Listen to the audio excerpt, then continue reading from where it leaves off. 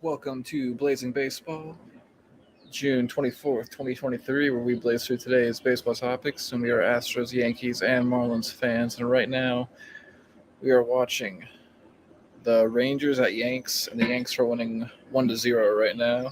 Yes. And yesterday, the Yanks lost to the Rangers 4-2. And yesterday also, the Dodgers beat the Astros 3-2. Yep. And already today, the Cubs beat the Cards 9-1.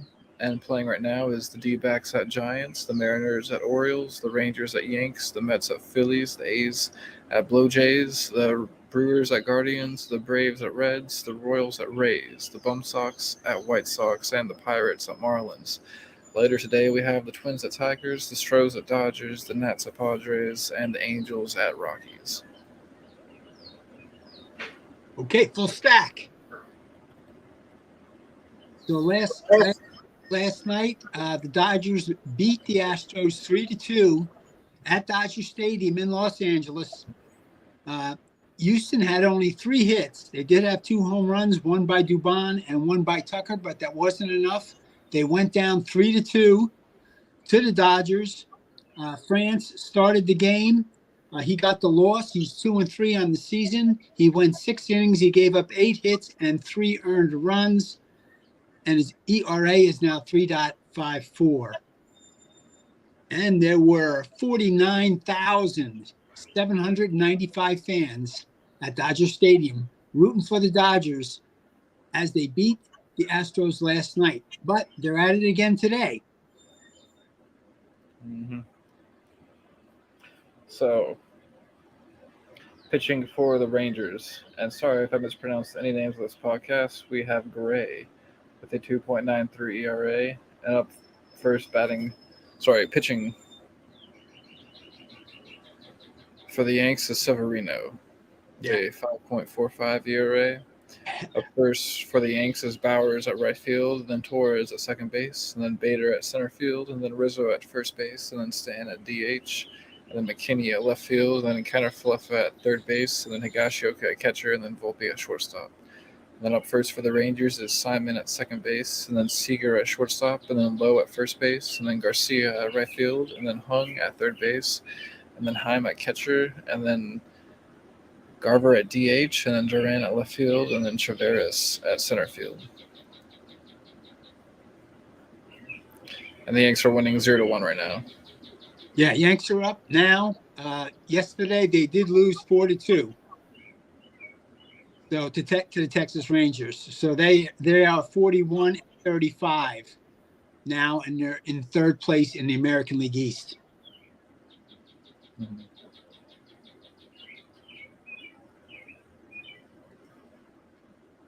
So yesterday, Ellie De La Cruz hit a cycle. And according to ESPN, his cycle propels Reds to 12th straight win. Yep. And I was watching some of that game, and it says Reds rookie Ellie De La Cruz became the youngest major league player to hit for the cycle in 51 years, as Cincinnati extended its win streak to 12 games with an 11-10 victory over the Atlanta Braves on Friday night. De La Cruz, 21, doubled to open the second inning, had a 2-run homer in the third, hit a run-scoring single to the center field in the fifth, and tripled in the sixth for his 4th straight RBI of the night. The last hit increased the Reds' lead 11-7. He became the youngest player to hit for the cycle since Houston's Cesar Cedeno in 1972, according to ESPN Stats and Information. De La Cruz is also the 3rd player since 1901 to hit for the cycle within his first 15 career games. The cycle was the 7th in Reds history, 5th since 1900, and 1st since Eric Davis accomplished the feat against the San Diego Braves on June 2nd, 1989. De La Cruz wears the same number 44 that Davis did. Mm-hmm.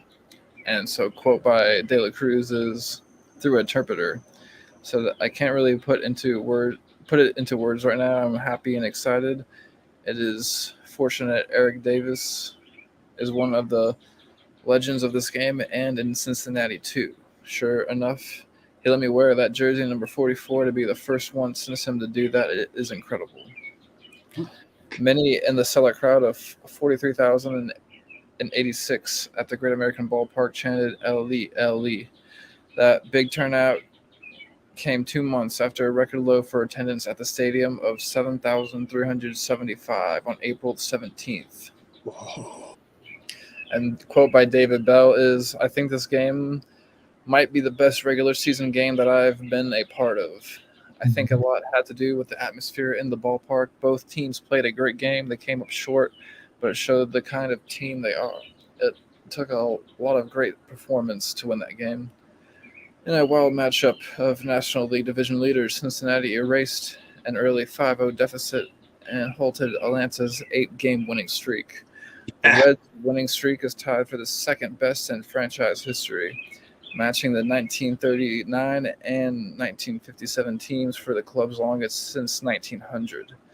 The streak is tied with the 1890 Louisville Colonels for the longest win streak by any team that lost at least 100 games the previous season in Major League history.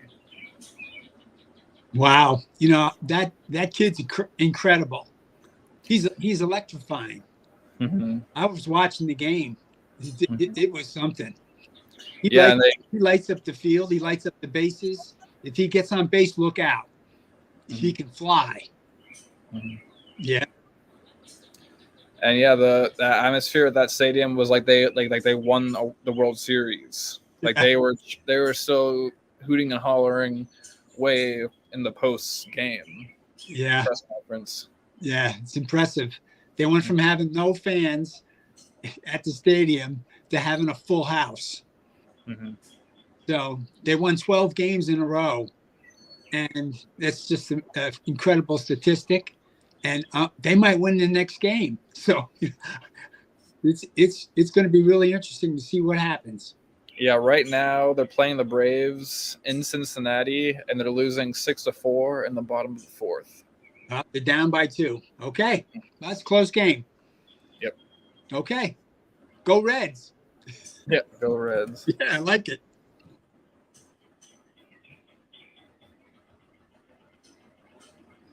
And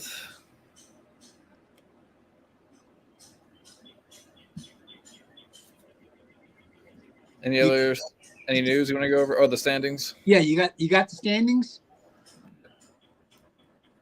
You pull them up. In the AL East, the Rays are 5.5 games over the Orioles. In the AL Central, the Twins are 2 games over the Guardians.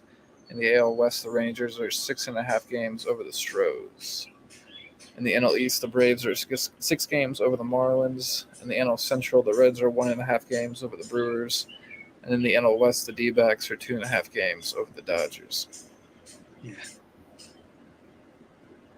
So the Yankees are 10.5 games out of first place behind Tampa today. Mm-hmm.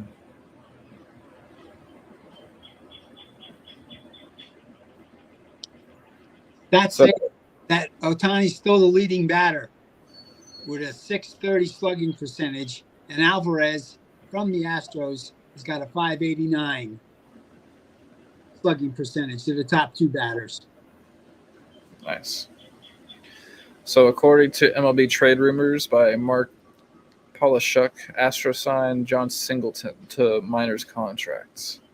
They signed first baseman John Singleton to a minor league deal. He elected to become a free agent earlier this week rather than accept an outright assignment to the Brewers' AAA affiliate. So hopefully he'll be a good first baseman. Yeah, it's great. Picked up a free player. Mm-hmm. Yeah. Yep. You could definitely help them. Mm-hmm. And any other baseball topics you want to go over today? Well, I had one. Roy Patterson, Chicago hurler who made the first pitch in the American League history on April 24th, 1901 against Cleveland, and he was the winning pitcher in the American League's first baseball game in 1901. Interesting. Long time ago. Yes, and also we do have the lineups in for the Astros and Dodgers. Pitching for the Stros is All right, give it to me. Manuel Blanco with a 4.66 ERA, and pitching for the Dodgers is Bobby Miller with a 2.83 ERA.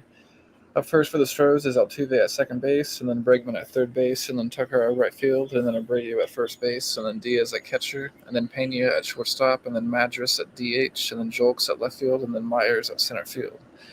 Up first for the Dodgers is Betts at right field, and then Freeman at first base, and then Smith at catcher, and then Martinez at DH, and then Hayward at left field, and then Outman at center field, and then Vargas at second base, and then Rojas at shortstop, and then Bush at third base. So hopefully Madras can have a good game for us, because that sounds like a new player. Yep. And the game's at 6:15 Central Standard Time. Yep. And we'll catch y'all here in a minute on Blazing Balls, blazing through today's other sports ball topics. Peace.